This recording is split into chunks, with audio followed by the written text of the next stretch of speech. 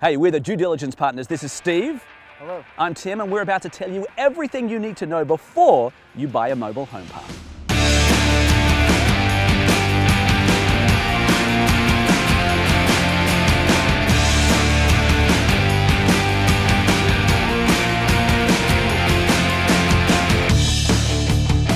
Hey Steve, I understand you are an expert in mobile home parks. How many times have you done this due diligence thing?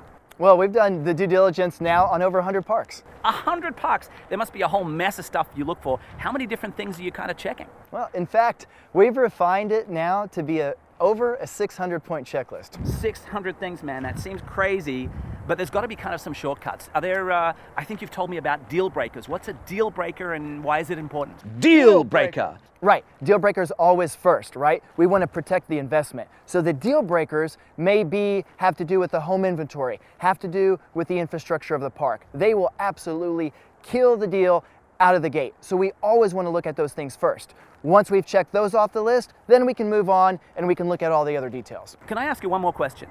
Let's say you are a corporation or maybe you're even just a person buying this thing for the first time. Why is due diligence so important? Well, due diligence has to protect your investment. And if just one thing isn't uncovered first, which we actually look at in the deal breakers phase, then it's game over. So we definitely want to cover all the deal breakers first. All right, cool. Then the 600-point checklist and on to buy your mobile home park. Yeah, that's right. Let's get inside and check out this home I see beside me. A perfect example of a mobile home in terrible condition. Let's do it. Is this a mobile home or a manufactured house? Well, technically speaking, if built before 1976, it's a mobile home when HUD code was instituted. After 1976, it's a manufactured home.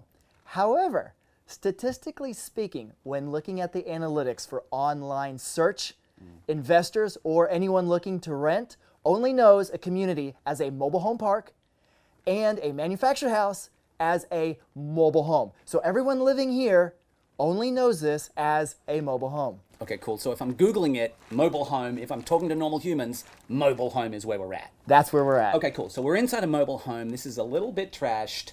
What was the valuation on this thing? This is a dump. And this home we are in right now is valued at 10 grand. 10 grand? That is impossible. This place is trashed. Right. How did that happen? So from the outside, if you only see this home from the outside, it does look like it may be worth 10. Okay. Obviously, this doesn't have a zero value. This has a negative value because number one, this is a scrap home. So it may have to be torn down before it can be hauled away. And if not, it's still about $2,000 to $4,000 to have this home pulled away by a certified mover. So hang on, what happens if you've got this valuation on a spreadsheet somewhere, 10 grand? What happens if you've got like 20 or 30 of these things? Bingo. That's why it's one of the 5 deal breakers. Okay. Home inventory, right? So let's do the math.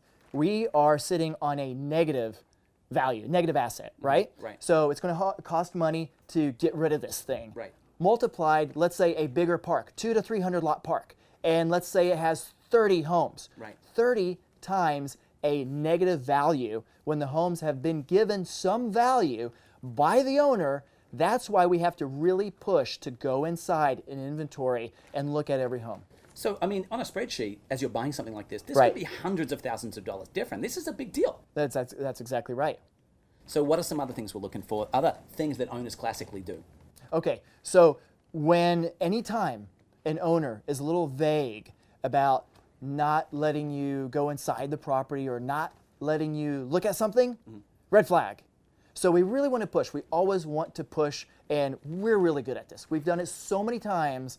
We can do it with finesse. We can ease a seller into it so that they do let us walk around. We can walk into all the homes and then really look at the fine details. We even pull skirting back to look up underneath the homes.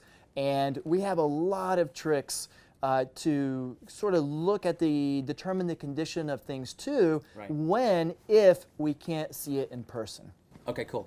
Steve, we have a whole bunch more information, a whole lot of tips for investors. What's the best way to get in touch? Just call us. Answers are free. Even if you have any question or concern about a property that's not even under contract yet, just call us. That makes total sense. Here at Due Diligence Partners, we really have done this like 100 times before. We've seen great properties, we've seen terrible stuff, and we know what to look out for. So reach out and connect. Tim, can we please get out of here? Absolutely. Due diligence partners, away!